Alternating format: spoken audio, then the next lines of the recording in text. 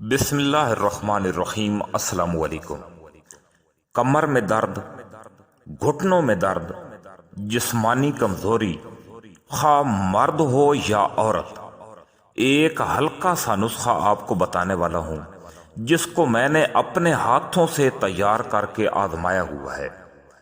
کمال کی چیز ہے، یقین مانے 1 سال تک انسان کو ایسا سٹرانگ بنا دیتی ہے جس کی مثال نہیں۔ ہر موسم سرما میں یہ چیز ضرور استعمال کریں۔ بغیر وقت کو ضائع کیے چیزوں کا نام سن لیں۔ دیسی گھی 1 کلو، دال ماش سبز چھلکے والی 2 کلو، گوند کیکر آدھا پاؤ یعنی 2 چھٹانک، دال مکھانا 2 چھٹانک یعنی آدھا پاؤ، اور 1 کلو گڑ اچھی کوالٹی کا۔ سب سے پہلے دال ماش میں پانی ڈال کر ابالیں تاکہ اچھی طرح گل جائے، اور یاد رکھیں ابالنے سے پہلے چھلکا ضرور اتار لینا ہے۔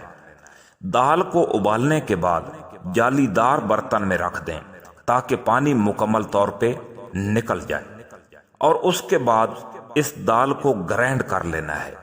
کسی دوری میں ڈال کر اچھی طرح کوٹ لینا ہے تاکہ پیسٹ کی شکل میں آ جائے۔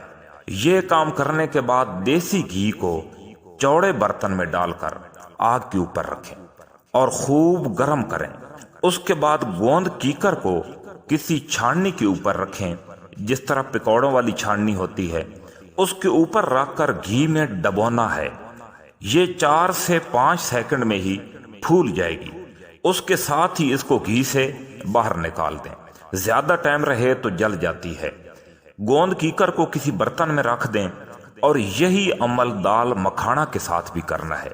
اس کو بھی ٹوٹل یہی 5-6 سیکنڈ تک گھی کے اندر رکھنا ہے۔ جب پھول جائے تو باہر نکال دیں، پھر ان دونوں کو اکٹھا کر کے رگڑ لینا ہے۔ یہ بہت جلدی رگڑی جاتی ہیں، جس طرح پاپڑ وغیرہ ہاتھ کے ساتھ ٹوٹ جاتے ہیں، بالکل اسی طرح۔